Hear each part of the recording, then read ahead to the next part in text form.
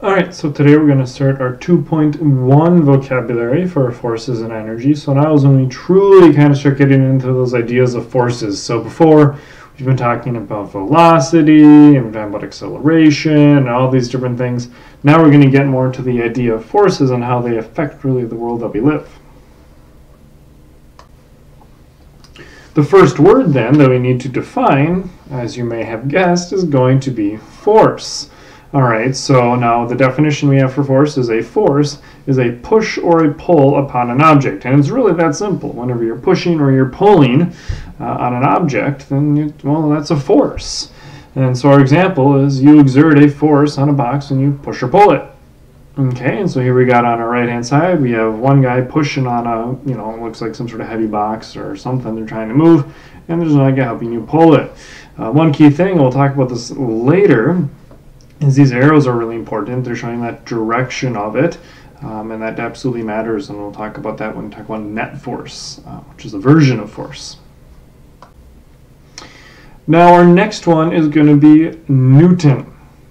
So force, and we've actually talked about this sort of in the past. So you've seen the word Newton or newtons before in this capital letter N, and that was way back in the beginning of the year when we talked about the measurement for weight. And Newton is the exact same thing. So force is a weight, really, which sounds kind of odd, but the reason we can use it for weight is because of gravity. Now, gravity is an acceleration. It's kind of a misnomer, and it's not really true to call it a force. Even though a lot of people say the force of gravity, it's actually an acceleration, which then acts on the mass of an object. And well, a Newton is mass and acceleration together, and so it actually can absolutely be used for weight. It just seems odd to use it as a unit for something going across. Again, in this example down here. So before we get any further, let's jump into the definition here.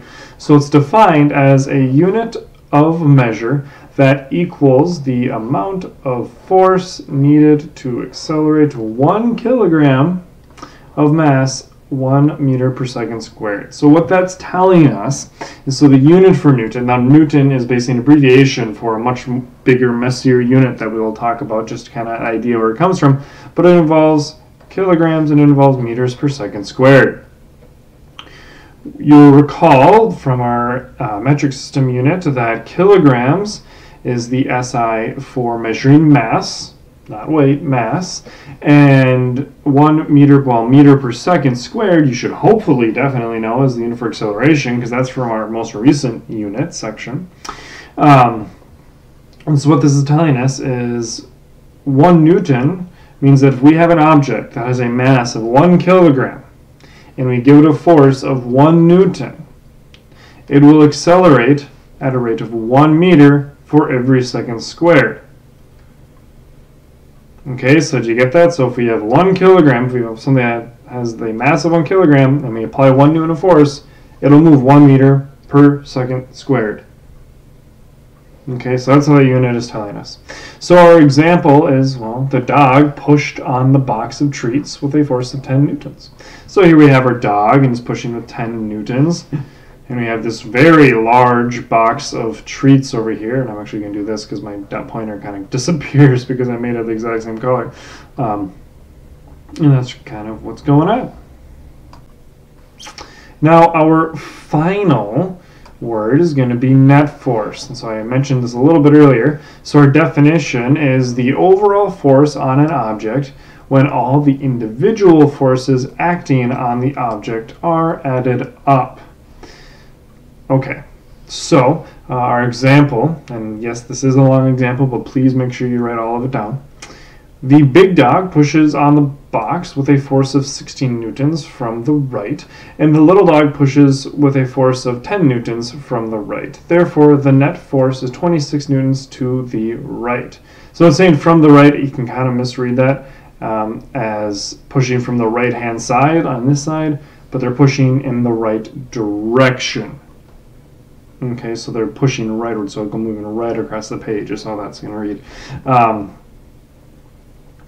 And so that's how we get 26 newtons to the right kind of happening over here. So let's kind of explain this. So we got our big dog, we got our small dog, and they're both pushing these boxes of treats, right? So maybe in our before example, there wasn't quite enough force to move it. So now he calls his little buddy and say, hey, help me move this. So big dog starts pushing with 16 newtons.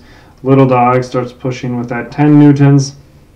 And as a total, we take it as 26 newtons. Now, with 26 newtons, we just add these up because they're pointing in the same direction. Now, if the other little dog was maybe being annoying and decided to push against the treats to prevent the bigger dog from moving them, then we'd have a net force of actually 6 newtons. Big dog's still winning, but by a very small amount.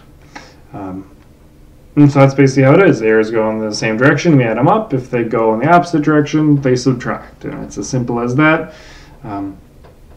Not too different when you talked about velocity vectors, although we didn't talk about them too much in depth.